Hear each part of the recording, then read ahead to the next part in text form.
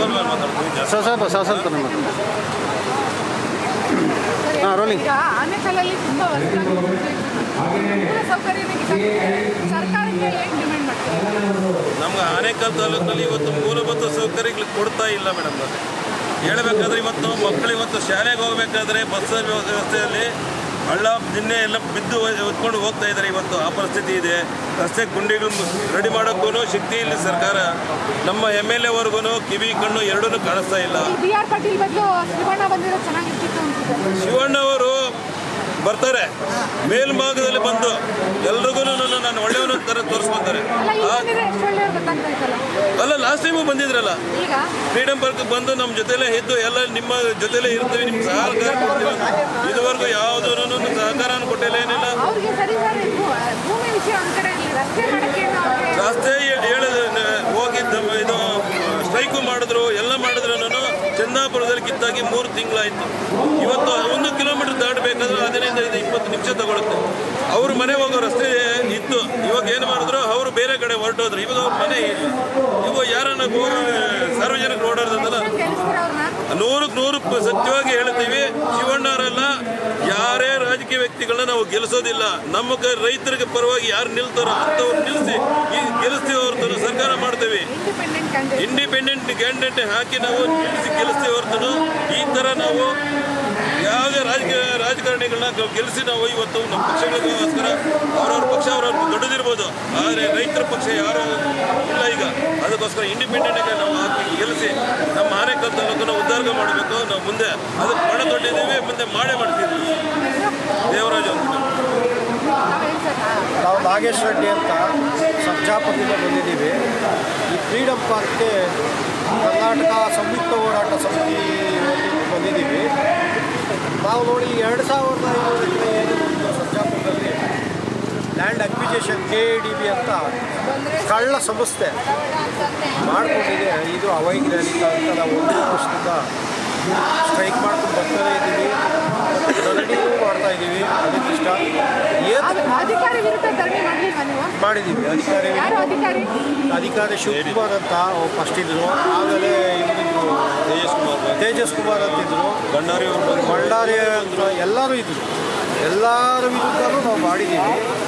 ಇದು ಏನು ಈಗ ಯಾರೋ ಲೇಡಿ ಬಂದಿದ್ದಾರಂತೆ KADB ಅಂತ. ಈಗ ನಾವೇ ಹೇಳ್ತಾ ಇರೋದು ಏನಂದರೆ, ನಾವು ತುಮಕೂರು ಇಟ್ಕೊಂಡಿದ್ದೀವಿ. ಏನು ರೇಷ್ಮೆ, ತರಕಾರಿಗಳು, ಪಾಲಿಹೌಸ್ಗಳು ಎಲ್ಲ ಇಟ್ಕೊಂಡು ರೋಸು ಎಲ್ಲ ಸಣ್ಣ ಪುಟ್ಟ ರೈತರು ನಾವಿರೋದ್ರಿಂದ ಈಗ ನಮ್ಮ ಭೂಮಿ ಕಸಿದುಕೊಂಡಿದ್ದಾರೆ. ಏತಕ್ಕಾಗಿ ಕಸಿದುಕೊಂಡಿದ್ದಾರೆ ಅಂದರೆ ಇವರು ರಿಯಲ್ ಎಸ್ಟೇಟ್ ಮಾಫಿಯಾ. ಯಾಕಂದರೆ ಬೆಂಗಳೂರು ಕೂಗಾಳಿಕೆ ದೂರದಲ್ಲಿದೆ. ಇದು 15 ಕಿಲೋಮೀಟರ್ ದೂರದಲ್ಲಿ ನಮ್ಮ ಸರ್ಜಾಪುರ ಇದೆ. ಬೆಂಗಳೂರಿಗೆ BBMPಗೆ 1 ಕಿಲೋಮೀಟರ್ ದೂರ. ನಮಗೆ CM ಪೋಸ್ಟ್ ಬೇಕು ಅಂತ ಕಿತ್ತಾಡ್ತಾ ಇದ್ದಾರೆ. ಇವ್ರಿಗೆ ಅವ್ರಿಗಾದ್ರೆ ನ್ಯಾಯ ಬಿಡಬೇಕು ಅಂತ. ಈಗ ಮೊದಲ ಕಾಲದಲ್ಲಿ ರಾಮಕೃಷ್ಣ ಹೆಗಡೆ ತುಂಬ ಜನ ಇದ್ದರು. ಈಗ ಅವರು ನೀತಿ, ನ್ಯಾಯ, ಧರ್ಮ ಅನ್ನೋದು 25% ಇತ್ತು. ಈಗ 25% ನ್ಯಾಯ, ಧರ್ಮ, ನೀತಿ, ಹೌದು ಇದು ಮಾಡಬೇಕು, ಇದು ಮಾಡಬಾರ್ದು. ನಾವು ಜಮೀನು ಒಂದೇ ಒಂದು ಬಿಡೋದಿಲ್ಲ. ಅವ್ರು ಏನೇ ಮಾಡಲಿ, ನಾವು ರಸ್ತೆಗಿಳಿದು ಹೋರಾಟ ಮಾಡ್ತೀವಿ, ಅರೆಸ್ಟ್ ಮಾಡಲಿ. ಹೌದು, ನಮ್ಗೆ ನೋಡಿ ಸರಿಯಾಗಿ ರಸ್ತೆಗಳು ಕೊಟ್ಟಿಲ್ಲ, ಯಾವಾಗಲೂ ಟ್ರಾಫಿಕ್ ಜಾಮ್ ಮಾಡ್ತಾ ಇದ್ದಾರೆ. ಶಾಲೆಗಳಿಲ್ಲ. ಶಾಲೆಗಳಿಂದ ಬಂದು ನೋಡಿ, ಶಾಲೆಗಳಿಲ್ಲ, ರಸ್ತೆಗಳಿಲ್ಲ, ಏನು ಮೂಲ ಸೌಕರ್ಯ, ನೀರು ಎಲ್ಲ ಅತಿಗಟ್ಟಿದೆ. ಕೊಳಚೆ ನೀರು ಕುಡಿತಾ ಇದ್ದೀವಿ ನಾವು. ಈ ಥರ ನೀರಿಗೆ ಇಷ್ಟು ಕರ್ಮ ನಮಗೆ ಬಂದಿದೆ ಅಂದರೆ ಅವ್ರೇನು ಹೊಟ್ಟೆಗೆ ಅಂತ ಹೇಳ್ತಾನೆ ಇದ್ದೀವಿ. ವರ್ಷಗಟ್ಟಲೆ ನಾವು ಸ್ಟ್ರೈಕ್ಗಳು ಮಾಡ್ತಾನೆ ಇದ್ದೀವಿ. NGO 500 ಕೋಟಿ ಪೆನಾಲ್ಟಿ ಹಾಕೋದು, ಅಲ್ಲಿಗೂ ಅವ್ರು ಕಿವಿಗೆ ಹಾಕ್ಕೊಂಡಿಲ್ಲ. ಇಷ್ಟೆಲ್ಲ ಮಾಡ್ತಾ ಇದ್ದೀವಿ. ದಪ್ಪ ಚರ್ಮನೂ ಆಗಿದೆ. ಇವರಿಗೆ ಏನು ಮಾಡಬೇಕು, ಏನು ಕ್ಲಾರಿಟಿ ಇಲ್ಲ. ಬ್ರಿಟಿಷ್ ಏನು ಮಾಡ್ತಾಯಿದ್ರು, 200 ವರ್ಷಗಳ ಕಾಲ ಆಡೋದು. ನಮಗೆ ಇವರು ಇವಾಗಲೇ ಈ ಥರ ಮಾಡ್ತಾ ಇದ್ದಾರೆ.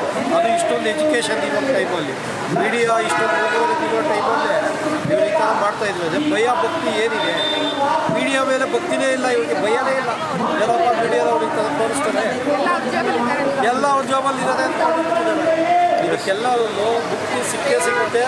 ಜಲ ರೊಚ್ಚಿಗೆದ್ರೆ ಯಾರು ಏನು ಮಾಡೋಕ್ಕಾಗೋದಿಲ್ಲ. ಅವ್ರಿಗೂ ಗೊತ್ತು ಈಗಾಗಲೇ ಇದು ಸ್ಟಾರ್ಟ್ ಆಗಿದೆ. ಇದು ಸಂಯುಕ್ತ ಹೋರಾಟದವರು ಒಳ್ಳೆ ಕೆಲಸ ಮಾಡ್ತಾ ಇದ್ದಾರೆ. ಅವ್ರಿಗೆ ನಾವು ಸಾಥ್ ಕೊಡ್ತಾ ಇದ್ದೀವಿ. ಮುಂದಿನ ದಿನಗಳಲ್ಲಿ ನಾವು ರಸ್ತೆ ತಡೆ ಮಾಡ್ತೀವಿ ಅಂಥದ್ದೆಲ್ಲ ಈಗ ಒಂದು ಒಳಗಡೆ ಮಾಡ್ತೀವಿ. ಯಾವುದೇ ಒಂದು ITBT ಅವರು ಆಫೀಸ್ಗೆ ಹೋಗೋದಕ್ಕೆ ಬಿಡೋದಿಲ್ಲ. ನೋಡಿ ಎಲ್ಲ ನಮ್ಮ ತಾತಂದ್ರೆ ಕೊಟ್ಟಿರೋ ಜಮೀನೆ, ಅದರಲ್ಲೇ ರೋಡ್ಗಳು ಮಾಡಿರೋದು, ಅದರಲ್ಲೇ ಸ್ಟಾಪಿಂಗ್ ಇದೆ, ಕಿಟ್ಟಿಗಳಿದೆ. ನಾವು ಯಾವುದೇ ಕಾರಣಕ್ಕೆ ಈ ನಮ್ಮ ಭೂಮಿ ವಾಪಸ್ ಕೊಡೋದು ನಾವು ಬಿಡೋದಿಲ್ಲ. ಈಗ ನೀವು ಅಲ್ಲಿ ರೆಡ್ಡಿ ಜನಾಂಗ ಅಲ್ಪಸಂಖ್ಯಾತರು ಅಂತ ನಿಮ್ಮ ಕಡೆಗಣಿಸಿದ್ದಾರೆ. ಈಗ ಏನಾಗಿದೆ ಅಂದರೆ ಈಗ 2500 ಎಕರೆಯಲ್ಲಿ 2000 ಎಕರೆ ರೆಡ್ಡಿಗಳಿದೆ. 2000 ಎಕರೆ ರೆಡ್ಡಿಗಳು ಇರೋದ್ರಿಂದ ಅವ್ರು ಶೇಡ್ ಸಿಸ್ಕೊಳ್ಳೋದಕ್ಕೂ ಇದೊಂದು ಏನಾದರೂ ಮಾಡಬೇಕು ಅಂತ ಉಲ್ಲಾರ ಇದೆ. ಇದು ವಿದ್ಯೆ ಇನ್ನೊಂದು MB ಪಾಟೀಲ್ ಅನ್ನೋ ಕೈಗಾರಿಕೆ ಮಂತ್ರಿ ಈಗ ಏನಿದ್ದಾರೆ ಮಗ ಇದೊಂದು ಇನ್ವಾಲ್ವ್ ಆಗಿದ್ದಾರೆ. 2 ವರ್ಷ ಮಗನೇ ಗೊತ್ತಿಲ್ಲ ನಮಗೆ, ಮಗ ಇದ್ದಾರೆ. ಈಗ ಎಲ್ಲರೂ ಹೇಳೋದು ಅದೇ, ನಮಗೂ ಹೇಳಿರೋದು ಅಧಿಕಾರಿಗಳಿಂದ ಹಿಡಿದು ಈ ರಿಯಲ್ ಎಸ್ಟೇಟ್ ಬ್ರೋಕರ್ಸ್ ಇದ್ದಾರೆ, ಅವರು ಹೇಳ್ತಾ ಇದ್ದಾರೆ MB ಪಾಟೀಲ್ ಮಗನಪ್ಪ ಇದು ಮಾಡ್ತಾ ಇದ್ದಾರೆ. ಹೌದು ಹೌದು ಈ ಥರ ಮಾಡ್ತಾ ಇದ್ದಾರೆ. ಇದು ನಾವು CIB ಕೂಡ ಈಗ ಕೊಡ್ತೀವಿ. ಯಾಕಂದರೆ ರಿಯಲ್ ಎಸ್ಟೇಟ್ ಅವರು ಹೇಳಿದ್ದಾರೆ ನಮಗೆಲ್ಲ ಫೋನ್ಗಳು ಮಾಡ್ತಾರೆ, ಈ ಥರ ಕೊಡ್ತೀನಿ ಇಷ್ಟು ಕೊಡಿ, ಈ ಥರ ಇಷ್ಟು ಕೋಟಿಗಳು ವ್ಯವಹಾರ ನಡೀತಾ ಇದೆ ಈಗ. ಅದಕ್ಕೆ ಇದು CBI ಕೊಡಬೇಕು ಅಂತ ನಾವು ದೂರು ಕೊಡಬೇಕು ಅಂತ ಇದ್ದೀವಿ ನಾವು. MB ಪಾಟೀಲ್ ಮಗನೇ ಇದಕ್ಕೆ ದೊಡ್ಡ ರೂವಾರಿ. ಯಾಕಂದರೆ ಈಗ ರಿಜಿಸ್ಟರ್ ವ್ಯಾಲಿ 1 ಕೋಟಿ ಇದೆ, ಅಲ್ಲಿ ಜಮೀನು ಹೋಗ್ತಾ ಇರೋದು 10 ಕೋಟಿ 20 ಕೋಟಿ 30 ಕೋಟಿ 40 ಕೋಟಿ ಹೋಗ್ತಾ ಇದೆ. ಜಾಯಿಂಟ್ ವೆಂಚರ್ ಕೊಟ್ಟರೆ ಅಪಾರ್ಟ್ಮೆಂಟ್ ಎಲ್ಲ ಸುತ್ತಲೂ ಅಪಾರ್ಟ್ಮೆಂಟೇ ಎಲ್ಲ ಡೆವಲಪ್ ಮಾಡೋದೆ. ಅದರಲ್ಲೂ ರೈತರು ಕೊಡ್ದಿಲ್ಲ ಉಳಿಸ್ಕೊಂಡಿದ್ವಿ ನಾವೆಲ್ಲ ರೈತರು. ನೋಡಿ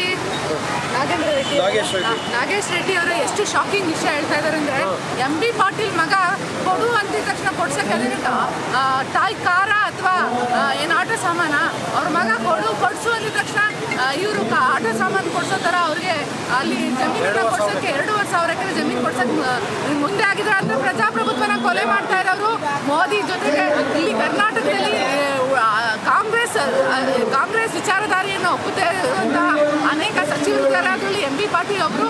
MB ಪಾಟೀಲ್ ಅವರನ್ನ ತಕ್ಷಣ ಈ ಕ್ರಮದಿಂದ ಹಿಮ್ಮೆಟ್ಟಿಸಲಿಲ್ಲ ಅಂದರೆ ನೆಕ್ಸ್ಟ್ ಟೈಮ್ ಕರ್ನಾಟಕದಲ್ಲಿ ಅಥವಾ ಬೆಂಗಳೂರು ಸುತ್ತಮುತ್ತ ಅಂತ ಇವಾಗ ಕಾಂಗ್ರೆಸ್ ಬರ್ತಾ ಇಲ್ಲ, ಮುಂದೆ ಕರ್ನಾಟಕದಲ್ಲಿ ಕಾಂಗ್ರೆಸ್ ತನ್ನ ಅಸ್ತಿತ್ವವನ್ನು ಕಳ್ಕೊಂಡ್ರೆ ಇದನ್ನೇ ನಮ್ಮ ಚಾನಲಲ್ಲಿ ಹೇಳ್ತಾ ಇರ್ತೀವಿ. ಯಾವಾಗಲೂ ಯಾರು ಕಾಂಗ್ರೆಸ್ ಅಸ್ತಿತ್ವವನ್ನು ಉಳಿಸೋಕ್ಕೆ ಬದ್ಧರಾಗಿಲ್ವಾ ಅಂಥವರನ್ನ ಸರ್ಕಾರ ಅಥವಾ ಹೈಕಮಾಂಡ್ ಗಂಭೀರವಾಗಿ ಪರಿಗಣಿಸಬೇಕು.